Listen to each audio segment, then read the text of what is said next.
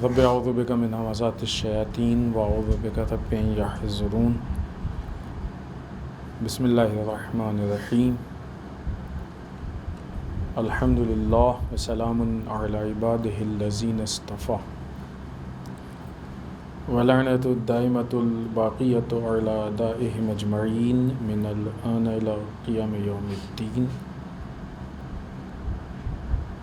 اما بعد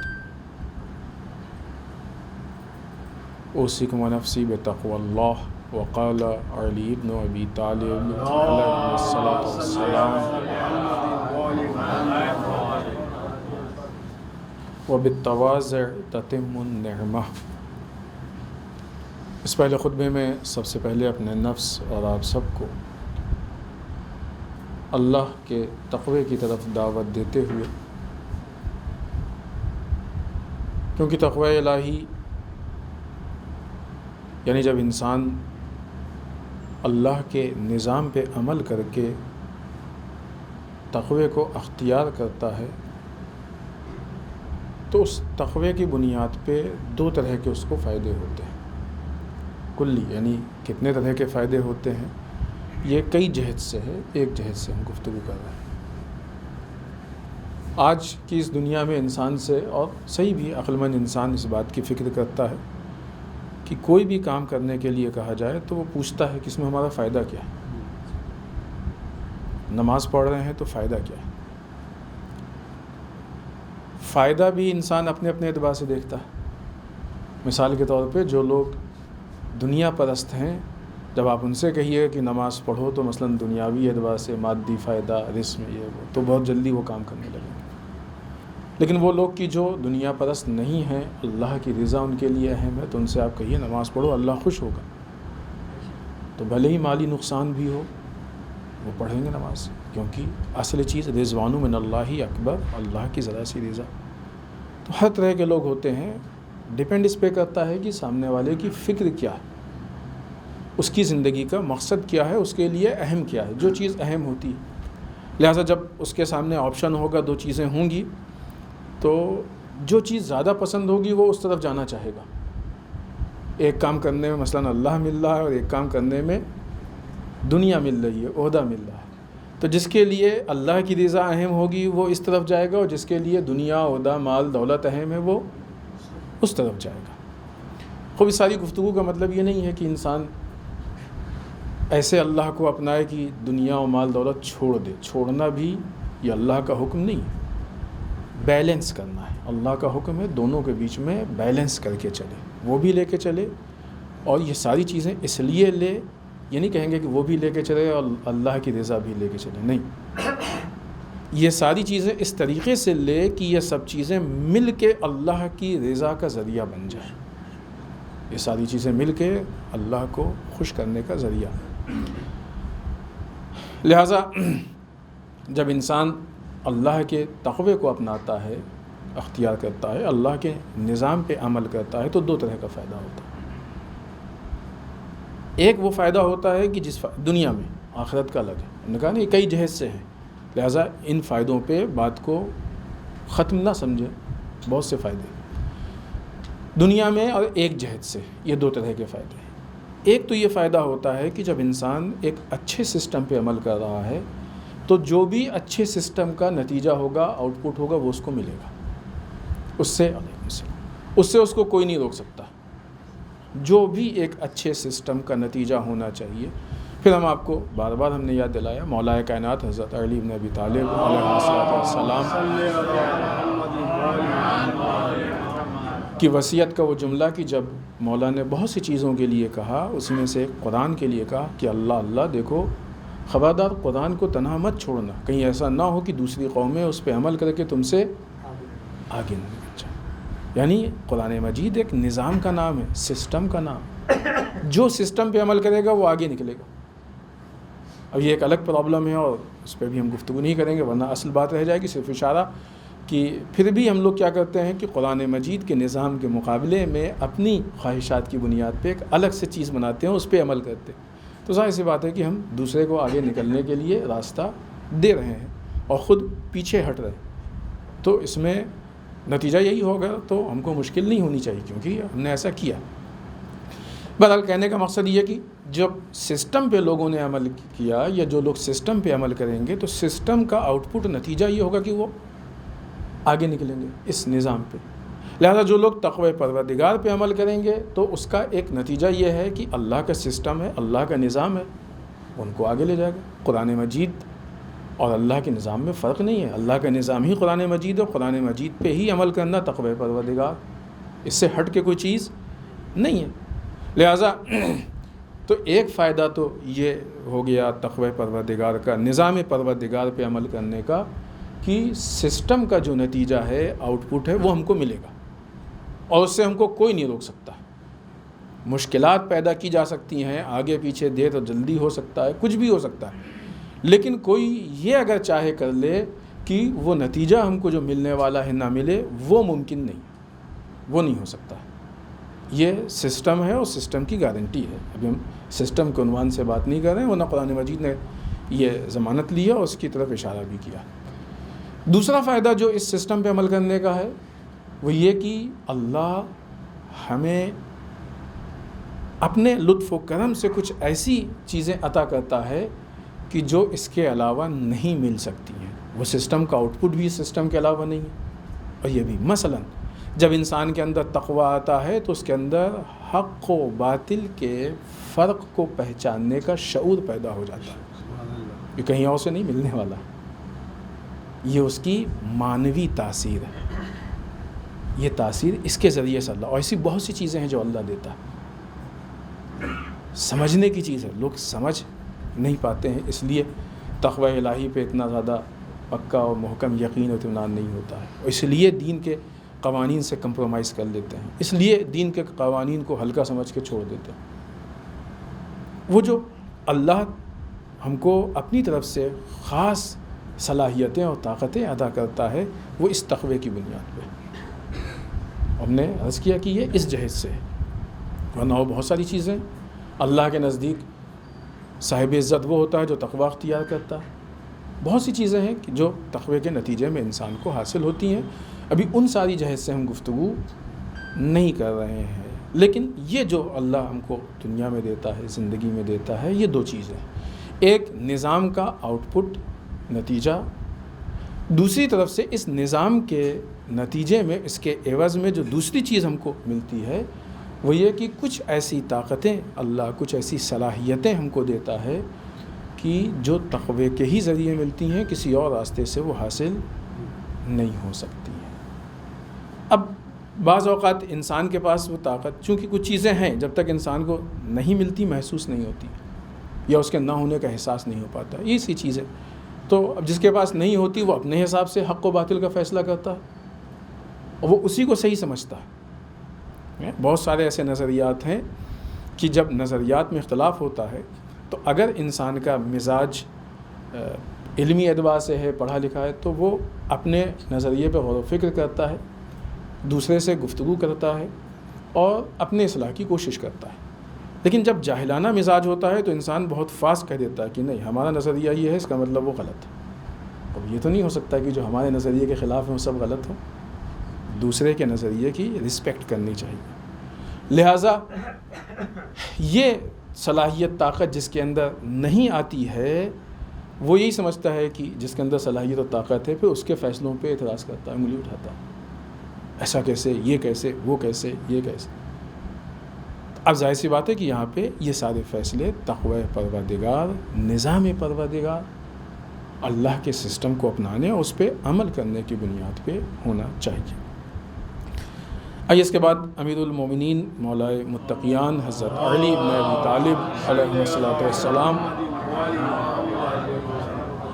کا جملہ جو کلمات قصار میں ہے۔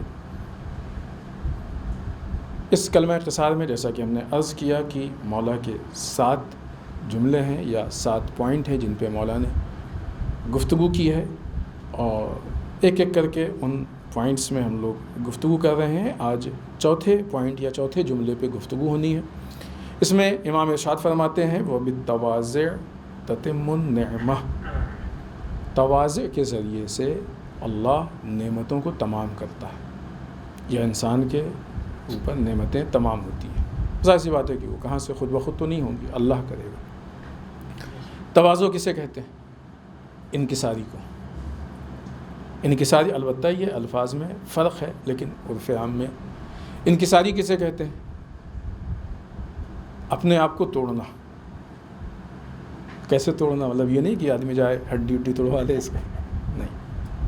جو انانیت ہے اس کو توڑنا، جو ایگو ہے اس کو توڑنا.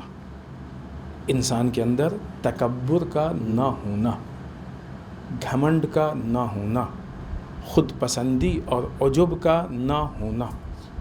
یہ نہیں ہو سکتا کہ انکساری بھی ہو تکبر بھی ہو، نہیں ہو سکتا. دونوں متضاد صفتیں ہیں، الگ الگ صفتیں ہیں. تواضع یعنی انکساری یعنی انسان کے اندر تکبر نہ ہو. توڑنا کیسے توڑنا؟ مثلا انسان کو معلوم ہے کہ ہمارا یہ اسٹیٹس ہے، ہماری یہ ویلیو ہے، لیکن سامنے والے کی رضا کے لیے، اس کو راضی کرنے کے لیے کہ معاملات خراب نہ ہوں، حالات خراب نہ ہوں، کسی مصلحت کے لیے، کسی حکمت کے لیے اپنے آپ کو کم کر کے پیش کرے، اپنے سے چھوٹا بنا کے پیش کرے. اس کو کہتے ہیں انکساری و تواضع. ظاہر سی بات ہے کہ یہ وہ صفت ہے کہ جو دنیا میں بہت تیزی سے کم ہوتی جا رہی ہے کہ بڑھتی جا رہی ہے؟ کم ہوتی جا رہی ہے. اس کے زیادہ ہونے سے آپسی میل ملاپ محبتیں بڑھتی ہیں انکساری سے. تکبر کے زیادہ ہونے سے دوریاں بڑھتی ہیں، جھگڑے بڑھتے ہیں، اختلافات بڑھتے ہیں.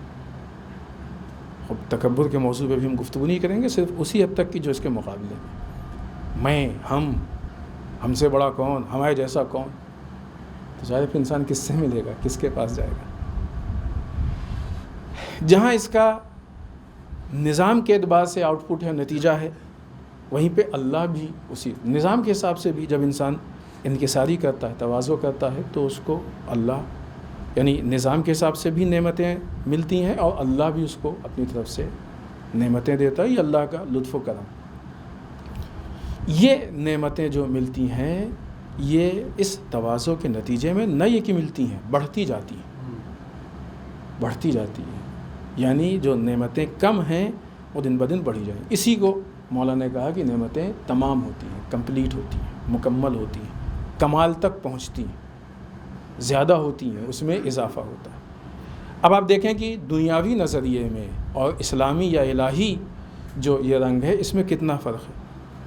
وہ لوگ جن کے اندر تکبر ہوتا ہے وہ یہ سمجھتے ہیں کہ ہم تکبر کے ذریعے سے نعمتوں کو تمام کریں گے، تبھی تو تکبر کرتے ہیں.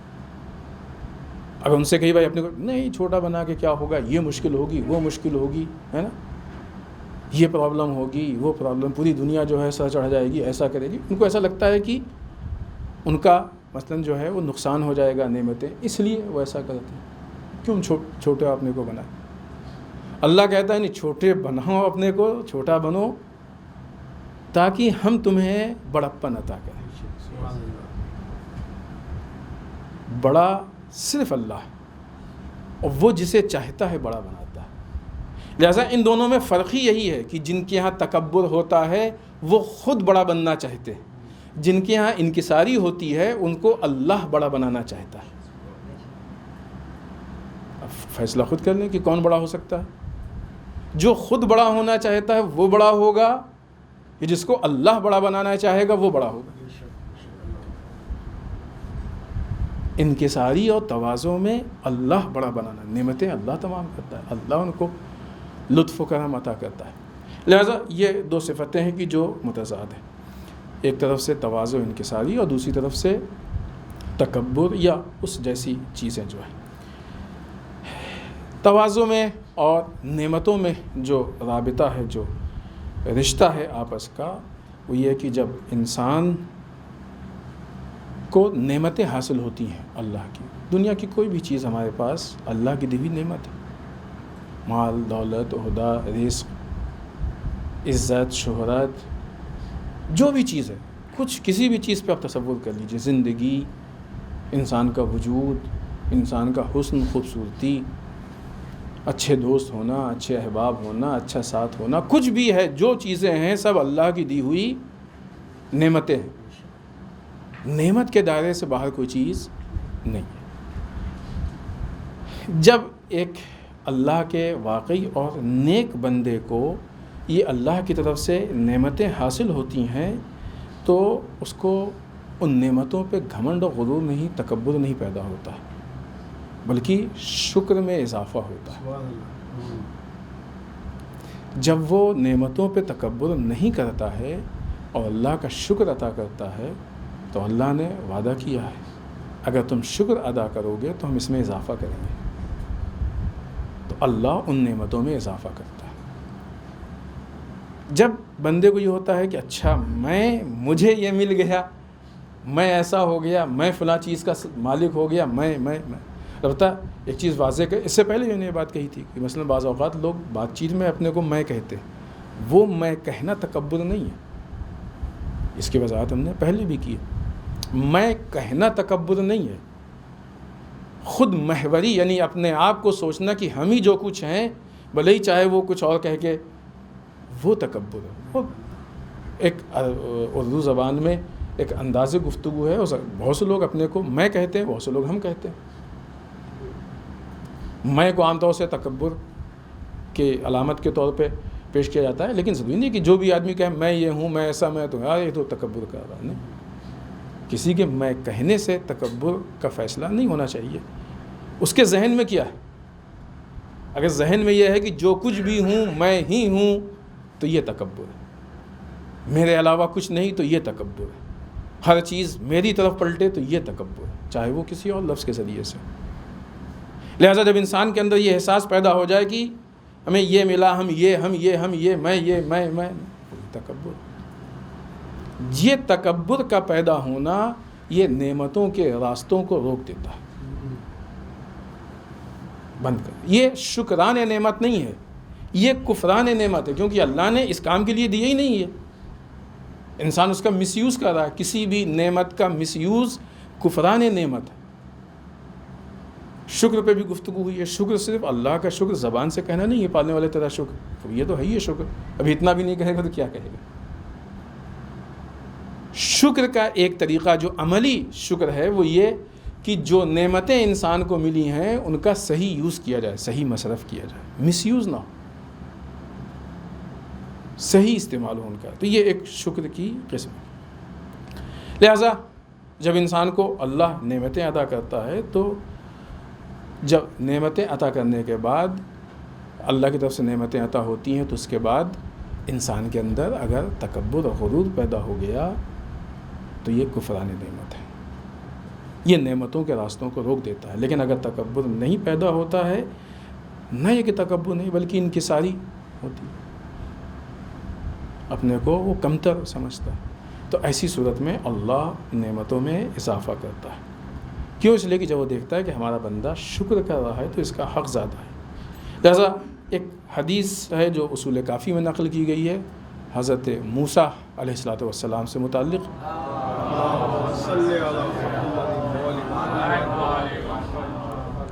دیکھیں انبیاء کے حالات، اس سے پہلے ظاہراً سنڈے کی گفتگو میں یہ بات ہوئی تھی، سحران کے بعد جو نہج البلاغہ کی گفتگو ہوتی ہے کہ قرآن مجید نے انبیاء کے حالات کو کیوں نقل کیا۔ لہٰذا یہ اس بات کی قرآن چاہتا ہے کہ ہم انبیاء کے حالات کو پڑھیں، اس سے عبرت لیں، یہ قرآن کا مزاج ہے۔ اب یہ اور بات ہے کہ بعض اوقات ہم بعض ایسی گفتگو سنتے ہیں کہ جہاں پہ مثلا جب اہل بیت سے انبیاء کو کمپیئر کیا جاتا ہے تو مثلا آدم تم کیا اور فلاں استغفر اللہ، اس طریقے سے انبیاء کے لیے الفاظ کا استعمال کرنا مناسب نہیں ہے۔ انبیاء کے حالات کو پڑھنا اور دیکھنا چاہیے۔ ایک روایت ہے کہ جس روایت میں خداوند متعال نے اپنے نبی جناب موسیٰ سے کہا ہے موسیٰ کیا تمہیں معلوم ہے کہ ہم نے تم کو اپنا مخاطب کیوں بنایا، تم سے کیوں گفتگو کی، کیوں تم سے ہم بات کرتے ہیں، کیوں تم کو ہم نے یہ افتخار دیا۔ جناب موسیٰ نے کہا کہ پروردگار تو بہتر جان، تو بتا دے گی کیوں ایسا ہے نا۔ یہ بھی ایک طریقہ ہوتا ہے۔ ائمہ کی بہت سی روایتیں ہیں، خود رسول اللہ صلی اللہ علیہ وسلم کی روایتیں، جہاں پہ ائمہ یہ کہتے ہیں یا رسول یہ کہتے ہیں کہ آیا معلوم ہے فلاں چیز کیوں ہے، یا چاہتے ہو کہ فلاں چیز بتائیں۔ تو اس میں جو نیک اور صالح اصحاب ہوتے ہیں، اگر ان سے پوچھتے بھی ہیں تب بھی یہی کہتے ہیں کہ مولا آپ سے بہتر کون جانتا ہے، آپ بتائیں۔ جناب موسیٰ تو نبی تھے، لہٰذا انہوں نے نہیں کہا کہ ہاں پالنے والے ہم جانتے ہیں، یہ نہیں کہا پالنے والے تو بتا دے، ایسا کیوں، تو بہتر جانتا ہے، تیری نگاہ میں یہ چیزیں اہم ہیں۔ تو خداوند متعال نے وحی کی جناب موسیٰ پہ، ہم نے اپنے سارے بندوں کو دیکھا، موسیٰ ہم نے اپنے سارے بندوں کو دیکھا، تم سے زیادہ متواضع نماز کی حالت میں کسی کو نہیں پایا۔ یعنی اس وقت کی جو نماز ہوتی تھی اس میں زمین پہ ظاہراً، ایسا اس روایت سے لگتا ہے ظاہراً زمین پہ سجدہ نہیں ہوتا تھا، یا بہرحال ایسی چیز کی جو بہت زیادہ تواضع سے نہیں جوڑ رہی تھی۔ موسیٰ ہم نے اپنے بندوں کو دیکھا، سب سے زیادہ متواضع تمہیں پایا، جس کے اندر تواضع پایا جاتا۔ آپ سوچیں کہ انسان کے اندر تواضع کا ہونا اس کو کتنا بلند۔ جناب موسیٰ سے اور بھی اس طرح کے سوال ہوئے ہیں، ابھی موقع نہیں ہے کہ وہ جناب موسیٰ کی داستانیں بڑی عجیب داستانیں ہیں، واقعی ہمارے لیے اس میں بہت سارے درس ہیں، بہت ساری عبرت ہیں، اور بھی بہت سی روایتیں ہیں، لیکن ہم یہاں پہ اپنی اس گفتگو ختم کرتے ہیں، انشاءاللہ اس کے بعد اسی کو کنٹینیو کریں گے تاکہ اس سے متعلق جو دوسرے مطالب ہیں وہ بیان کریں۔ جب اتنا سارا شرف پا کے، اتنا کمال، دیکھیں انبیاء کو، ائمہ کو اللہ نے ہر طرح کی نعمت دی، اور اسی لیے وہ ہمارے لیے آئیڈیل ہیں کہ ہم ان کے ذریعے سے یہ سیکھیں کہ کس طریقے سے زندگی گزاری جاتی ہے اور کیسے نعمتوں کو استعمال کیا جاتا ہے۔ جب کوئی نعمت ملے تو دیکھیں کہ جب ائمہ اور انبیاء کو یہ نعمت ملتی تھی تو کیا کرتے تھے، ملنے پہ کیا ریئیکشن ہوتا تھا اور استعمال کا طریقہ کیا ہے۔ یقیناً زندگی ہماری بدل جائے گی، بہترین زندگی ہو جائے گی۔ جناب موسیٰ کو یہ کمال خداوند متعال نے دیا ہی اسی لیے ہے کہ ان کے یہاں تواضع تھا، منتخب کر لیا، انتخاب کر لیا موسیٰ کا، افتخار دیا موسیٰ کو، لوگوں میں سے الگ کر دیا موسیٰ کو۔ آج ہم بھی اگر چاہتے ہیں کہ اللہ کے نزدیک وہ بندے بن جائیں کہ جن پہ اللہ کی خاص نظر، اس سے بہتر کیا ہو سکتا ہے۔ اللہ اپنے خاص بندوں میں شمار کر لے تو ہم کو وہ صفتیں اپنانی پڑیں گی جن صفتوں کے بنیاد پہ اللہ انتخاب کرتا ہے۔ ہمارے چاہ لینے سے اور اپنے آپ کو پسند کر لینے سے یہ نہیں ہونے والا ہے۔ خود پسندی تو بری چیز ہے، ہم اپنے آپ کو پرفیکٹ سمجھنے لگے، یہ تو بری چیز، ہم جیسا کون، ہم سے اچھا کون، ہم میں عجب ہے، خود پسندی ہے، اخلاقی بیماری ہے، اس سے کچھ نہیں ہونے والا انسان۔ ہاں تب فائدہ ہوگا کہ جب ہم اپنے کو ویسا بنا دیں جیسا ہمارا خالق و مالک ہم کو چاہتا ہے۔ بسم اللہ الرحمن الرحیم، انا اعطیناک الکوثر فصل لربک وانحر انا شانئک ھو الابتر۔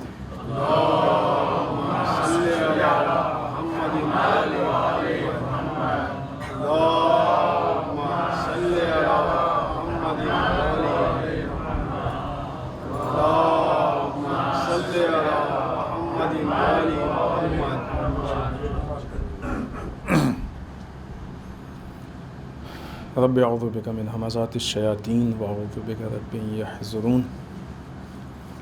بسم اللہ الرحمن الرحیم، الحمد للہ الذی لا یبلغ مدحتہ القائلون ولا یحصی نعماء العابدون ولا یؤدی حقہ المجتہدون۔ اللہم صلی وسلم علی صاحب الدعوۃ النبویہ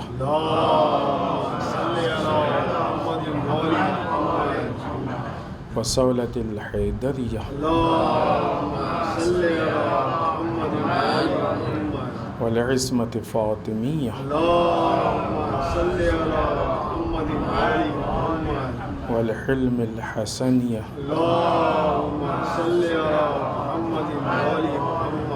وشجاعة الحسینیہ والعبادة السجادیہ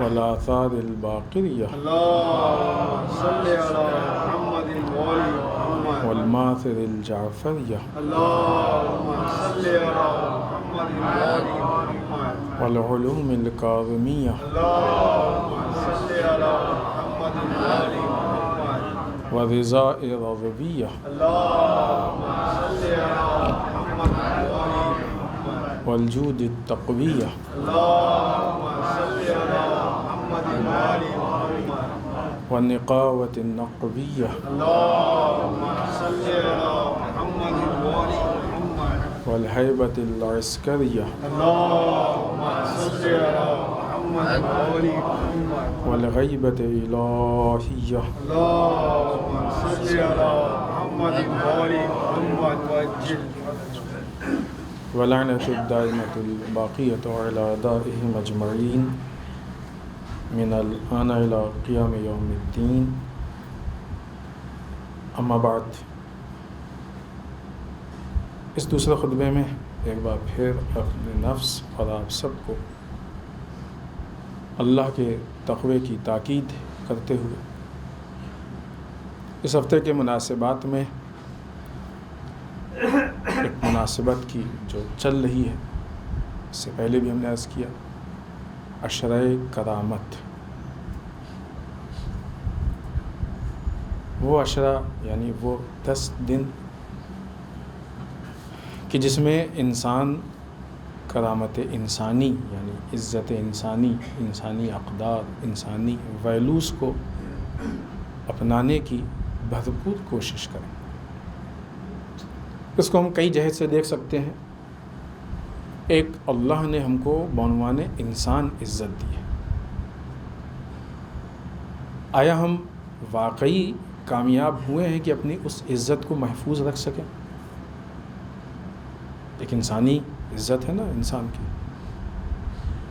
اگر ہے تو بہت اچھی بات ہے، پھر اس میں اضافہ کریں، کیونکہ زندگی ہے ہی اسی لیے کہ ہم آگے کی طرف بڑھیں. لہٰذا اس میں کوشش کریں کہ دن بہ دن وہ عزت بڑھے. عزت پہ بات ہوئی کہ عزت دینے والی ذات اللہ کی ہے. دنیا کے اعتبار سے عزت کی بات نہیں ہونی چاہیے. لوگ نہیں، دنیا والے تو کبھی ڈر کے، کبھی لالچ میں، کبھی مصلحت میں، کبھی فہم، نہ کن کن وجہوں سے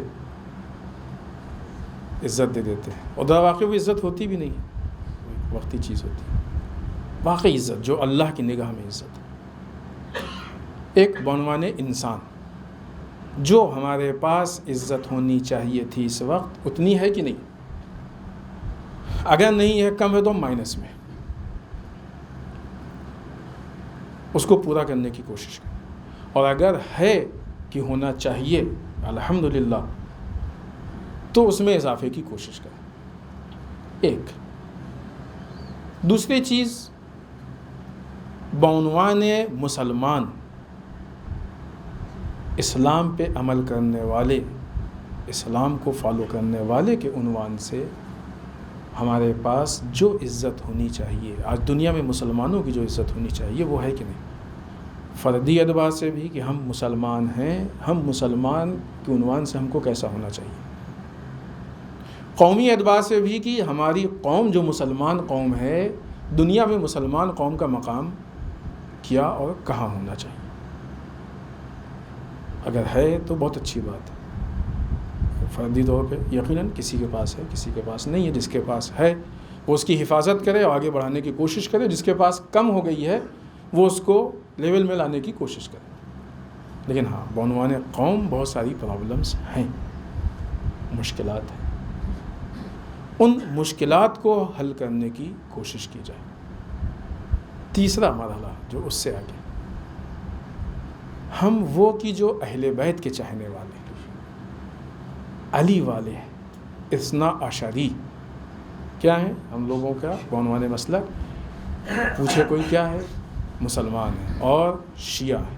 اب شیعوں میں بھی کئی، اور اثنا عشری ہیں، 12 اماموں کے ماننے والے. کیا رشتہ ہے ہمارا 12 اماموں کا؟ صرف زبانی؟ بہت سے لوگ مانتے ہیں. اگر صرف زبانی رشتہ ہو تو بہت سے ماننے والے. عملی رشتہ، کردار و سیرت کا رشتہ. ائمہ بعنوان تشیع ہم سے بہت کچھ چاہتے ہیں، آیا اس حساب سے ہمارے پاس ایک جو ہمارے حالات ہونے چاہیے وہ ہیں کہ نہیں ہیں؟ اگر ہیں تو بہت اچھی بات ہے، اس کی حفاظت کریں، آگے اس میں اضافے کی کوشش کریں، نہیں ہیں تو پھر جو کمی ہے اس کو پورا کرنے کی، اس کے بھرپائی کی کوشش کریں۔ ان 10 دن ظاہر سی بات ہے یہ ساری چیزیں بعنوان انسان اگر ہم کو کرامت انسانی یا عزت نفس حاصل کرنا ہے تو جو انسانی اصول ہیں اس پہ عمل کریں، انسان بن جائے، جو ہمارے اندر انسانیت سے ہٹ کے جو صفتیں آ گئی ہیں، جو چیزیں آ گئی ان کو چھوڑ دیں۔ اب انسان کیسے بنا؟ عقل کو استعمال کرنا شروع کر دیں، اپنے آپ کو خواہشات اور شہوتوں سے آزاد کر لیں، ہم انسان ہو جائیں گے۔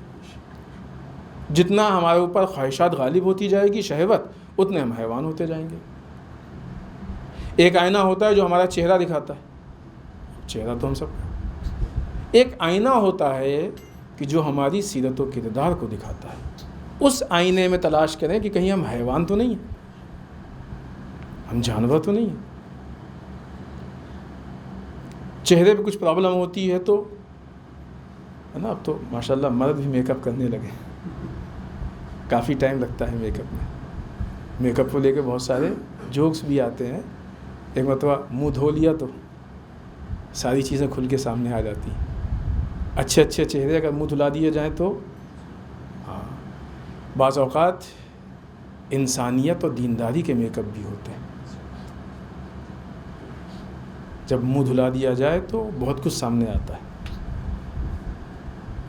وہاں پہ اس آئینے میں اپنے آپ کو انسان بنانے کی کوشش کریں، اس آئینے میں اپنے آپ کو مسلمان بنانے کی کوشش کریں، اور اس آئینے میں اپنے آپ کو شیعہ بنانے کی کوشش کریں۔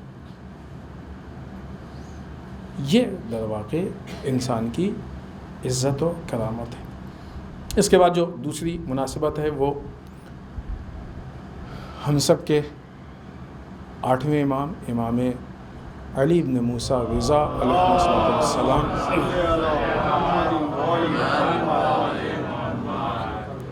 کی ولادت بسعادت کی تاریخ ہے۔ امام کے زمانے کے حالات پہ گفتگو ہوئی۔ حالات واقعی دن بہ دن خراب ہو رہے تھے، لہٰذا بہت اچھے حالات نہیں تھے، اور جسے کہا جائے بہت ہی زیادہ پولیٹیکل حالات تھے، بہت ہی زیادہ سیاسی حالات تھے۔ امام نے تو بہت زیادہ، چونکہ جو ولایت عہدی کا مسئلہ ہوا ہے، اس مسئلے کے بعد پوری طریقے سے حکومت نے امام کو اپنی نظر میں رکھنے کی کوشش کی تھی، اور حتیٰ پوری طریقے سے حکومت یہ چاہتی تھی کہ امام وہ کریں جو حکومت کی مرضی، لہذا بہت ہی زیادہ پولیٹیکل حالات خراب تھے۔ لیکن ظاہر سی بات ہے کہ امام حکمت عملی، بہترین سیاست، بہترین تدبیر، ان حالات میں بھی امام نے دین کا کام کیا اور بہتر انداز سے کیا۔ ان حالات میں ویسا نہیں ہو سکتا تھا دین کا کام۔ امام سے کسی نے توکل کے بارے میں پوچھا تو امام نے فرمایا کہ اللہ کے علاوہ کسی اور سے نہ ڈرو۔ یہ اگر ہم امام کی اس ولادت کے، بہت چھوٹا سا جملہ ہے، لیکن شاید یہ ایسا جملہ ہے کہ ممکن ہی نہیں کہ 1 گھنٹے بھی ہمارے کام نہ آئے، 1 گھنٹے کے لیے بھی ہم کو اس کی ضرورت نہ پڑے، اتنے کام کا ہے۔ ہماری پریکٹیکل لائف سے اتنا گہرا اس کا تعلق ہے۔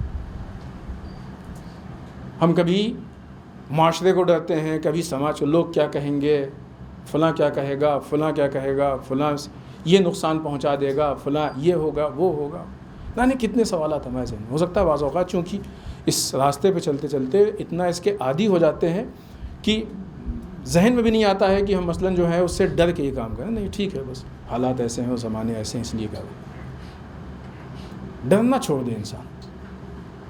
ایک چیز ہوتی ہے رسپیکٹ اور ڈر میں فرق ہے۔ بعض اوقات دوسروں کی رسپیکٹ کے لیے ہوتا ہے، ابھی اور بات ہے کہ بعض اوقات سامنے والا کمزرف ہوتا ہے تو اس رسپیکٹ کو سمجھ لیتا ہے کہ ہم سے ڈر رہا ہے، وہ اس کی پرابلم ہے، چھوڑیں، اس کو زیادہ سوچنے کی ضرورت نہیں ہے۔ رسپیکٹ ہے، جو مذہبی تقاضے ہیں، حکمت عملی ہے، مذہب کو، قوم کو فساد سے، ان ساری چیزوں کو نظر میں رکھتے ہوئے انسان اللہ کے علاوہ کسی سے نہ ڈرے، کسی سے نہ ڈرے۔ جس نقصان کے لیے انسان ڈرتا ہے وہ نقصان وہ سامنے والا پہنچا ہی نہیں سکتا ہے، سوائے اس کے کہ تھوڑی دیر کے لیے ہم کو محسوس ہوتا ہے کہ نقصان ہو گیا، در واقع وہ نقصان نہیں ہوتا ہے۔ آپ دیکھیں نا، اگر آپ اللہ سے نہیں ڈریں گے اور اللہ کے قرآن کی آیت ہے، وہ مخصوص موقع کی آیت یاد بھی ہوگی، ڈرنا مت، اللہ ہمارے ساتھ ہے۔ تو جب ہم اللہ کے علاوہ کسی اور سے نہیں ڈریں، اللہ ہمارے ساتھ ہوگا۔ انشاءاللہ کبھی اس پہ بھی گفتگو ہوگی کہ اللہ کہاں کہاں ساتھ ہے، قرآن مجید نے کئی جگہوں پہ کہا۔ تو اب سوچنے کی بات ہے کہ جس کی طرف اللہ ہے وہ فائدے میں ہوگا یا جس کے مقابلے میں اللہ ہے وہ فائدے میں ہوگا؟ کتنی عجیب بات ہے کہ بہت ساری چیزیں کہ جو اللہ کے پاس ہیں، عزت یا اور بھی دوسری چیزیں کہ جو اللہ نے اپنے اس کو پانے کے لیے ہم اللہ کو چھوڑتے ہیں۔ کتنا احمقانہ ہمارا اقدام ہوتا ہے۔ طاقت کو پانے کے لیے ہم اللہ کو چھوڑتے ہیں۔ کس کے پاس جاتے ہیں؟ وہ چھوٹے موٹے لوگ کہ جو بظاہر ظلم کو طاقت سمجھتے ہیں۔ ظلم الگ چیز ہے، طاقت الگ چیز ہے۔ ہم نے اس سے پہلے بھی عرض کیا کہ ظلم ہوتا ہی ڈر کی بنیاد پہ ہے۔ ظالم سب سے بڑا ڈرپوک ہوتا ہے۔ جب وہ ڈرتا ہے تو اپنے اس ڈر کی بنیاد پہ ظلم کرتا ہے تاکہ اپنے آپ کو بچا سکے، چاہے وہ حکومتوں کے اعتبار سے ہو، چاہے ہماری انفرادی زندگی میں ہو۔ تو وہ چیز جو اللہ کے پاس ہے اس کو لینے کے لیے ہم اللہ کو چھوڑ دیتے ہیں۔ کتنی احمقانہ سوچ ہوتی ہے یا حرکت ہوتی ہے، ہمارا اقدام ہوتا ہے جو کہیں سے بھی قابل قبول نہیں ہے۔ امام کہتے ہیں کہ توکل کے اس میں کہ اللہ، یعنی صرف اللہ، جو بھی اللہ پہ بھروسہ ہے، اللہ جو بھی ہمارے لیے کرے گا صحیح کرے گا۔ اس سے بہتر کچھ ہو بھی نہیں سکتا جو اللہ ہمارے لیے کرے، کیونکہ اللہ سے ہم سے کون محبت کرنے والا۔ اگر اس چیز کو انسان واقعی یقین کر لے اور باور کر لے تو بہت سارے مسائل حل ہو سکتے ہیں۔ بہت سی مثالیں ہیں کہ جو ہمارے ذہن میں آ رہی ہیں، لیکن وقت نہیں ہے کہ ہم مثالوں کو آپ کے سامنے پیش کریں۔ خوب امام کے اور بھی اقوال ہم نے بعض نقل کیے، یہاں پہ نوٹ کیے تھے، لیکن موقع نہیں ہے۔ ایک آدھ دو چیز جلدی سے ہم عرض کر کے، اور وقت ختم ہو رہا ہے۔ بحرین میں سیکورٹی فورسز کے اہلکاروں نے وہاں کے ایک مشہور اور معروف عالم دین، اور ایک مسجد ہے، مسجد امام صادق علیہ السلام، وہاں کے پیش نماز اور خطیب امام جمعہ محمد سنقور کو گرفتار کر لیا۔ ظاہر سی بات ہے کہ بحرین میں اس طرح کے مظالم چل رہے ہیں، کافی عرصے سے چیزیں ہو رہی ہیں۔ آل خلیفہ کی مشکلیں اور مصیبتیں دن بدن لوگوں کے سامنے آ رہی ہیں، لیکن عوام نے اس پہ ایکشن لیا، مذمت کی عوام نے اس کی، اور آل خلیفہ سے کہا کہ اپنی اس حرکت کو چھوڑ دے۔ بہرحال ہم بھی اور ہم سب آل خلیفہ کی اس حرکت کو کی بھرپور مذمت کرتے ہیں اور یہی مطالبہ کرتے ہیں کہ حد اقل جو ایک بیسک انسانی آزادی ہے وہ تو ہونی چاہیے۔ سرکار سید الشہداء کا جملہ یاد آتا ہے کہ جو آپ نے آخری وقت میں کہا تھا کہ اگر تم مسلمان نہیں ہو تو کم سے کم جو انسانی تقاضے ان کو تو پورا کرو، جو انسانی بیسک تقاضے ہیں۔ بعض اوقات انسانی تقاضوں کو بھی نہیں پورا کیا جاتا۔ بیت المقدس اسرائیل سے متعلق بہت ساری چیزیں ہیں، حالات خراب ہو رہے ہیں، بہت سارے یہودی اسرائیل کو چھوڑ کے جا رہے ہیں یا جانے کی کوشش کر رہے ہیں، تیاریاں کر رہے ہیں۔ لیکن ایسے حالات میں بھی اسرائیل کی طرف سے ہونے والے مظالم، شاید اس کا ڈر بڑھ رہا ہے، اس لیے شاید ظلم بھی وہ وقتاً فوقتاً کر رہا ہے، خوف بڑھ رہا ہے۔ یا بہرحال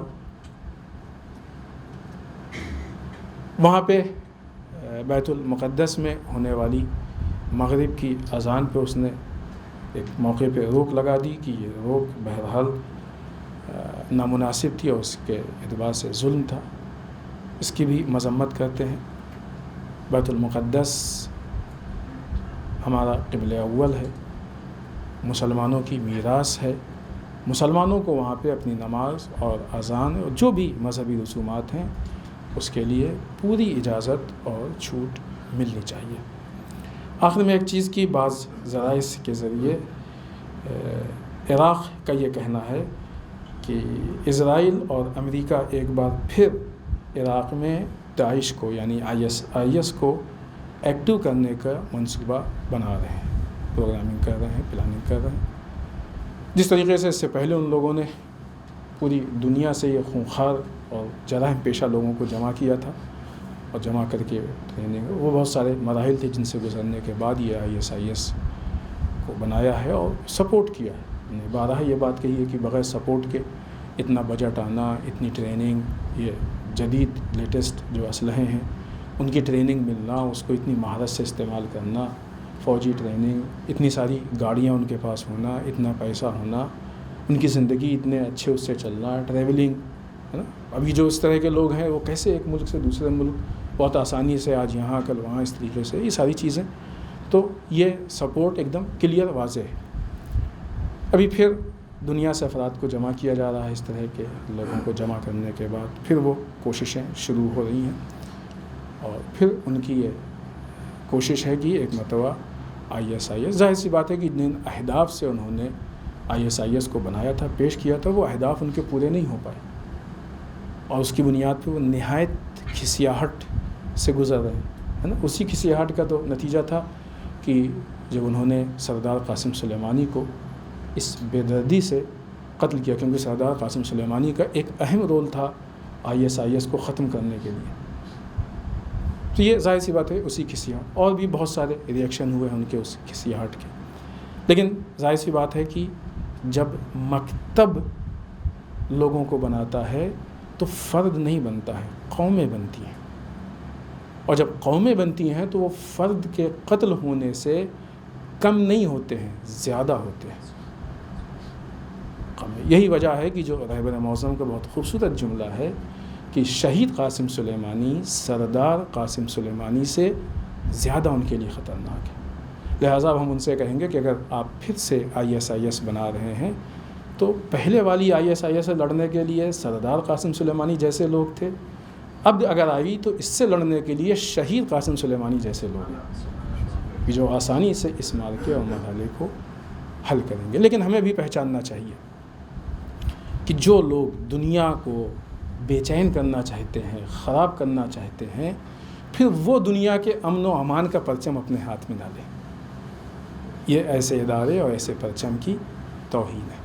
آخر میں بارگاہ پروردگار میں دعا کرتے ہیں پالنے والے ہم سب کو اعمال صالحہ کی توفیق عنایت فرمائے، بار الہ اعمال قبیحہ سے محفوظ رکھے، پالنے والے ہمارے گناہوں کو بخش دے، بار الہ ہمارے مرحومین کو بخش دے، پالنے والے اسلام و مسلمین کی حفاظت فرمائے، بار الہ دشمنان اسلام کو نیست و نابود کر دے، پالنے والے ہمارے علماء کا سایہ ہمارے سروں پہ باقی رکھے، بار الہ رہبر و مراجع کو طول عمر عنایت فرمائے، بار الہ ہمارے امام کے ظہور میں تعجیل فرمائے، ہمیں ان کے اعوان و انصار میں شریک ہونے کی توفیق عنایت فرمائے۔ ربنا تقبل منا انک انت السمیع العلیم۔ بسم اللہ الرحمن الرحیم۔ قل هو اللہ احد اللہ الصمد لم یلد ولم یولد ولم یکن له کفوا احد۔